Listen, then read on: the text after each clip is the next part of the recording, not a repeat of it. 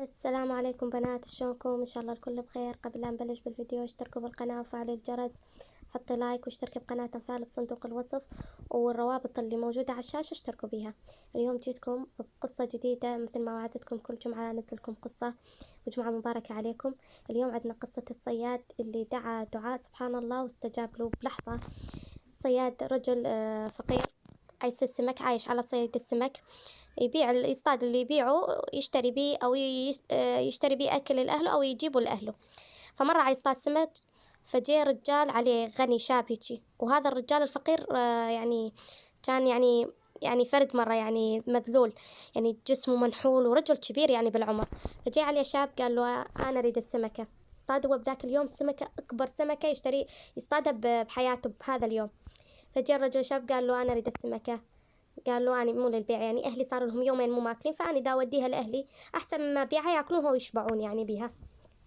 فقال له لا أنا أريدها، أدفع لك مال. وهاي ما قبل هذه الفقير، قال له لا دا أخذها لأهلي. قام الشاب أخذ السمكة منه وضربه، وقع على الأرض ونزل، يعني ضربه. قال له ليش تضربني؟ يعني ما أنطيتك إياها بفلوس، تريد تاخذها مني بلاش؟ قال راح أخذها منك وما تقدر تحكي ولا شيء. فجادلوا، وقام نزل الولد بالرجال الفقير، نزل بيه يضرب بيه وراح. فالدار الفقير رفع يدين للسماء، قال أريته ضعفي وقلة حيلتي فأريني قوتك عليه يا رب. راح الشعب أخذ السمكة وراح. مرت عدة سنوات، تقريبا 4 سنوات 5 سنوات على هاي الحادثة. فجاء رجال بعربانة، شاب بعربانة ويدفعونه، يعني رجلينه اثنيناتهم مكسرات، فجاء مقطوعات كامل.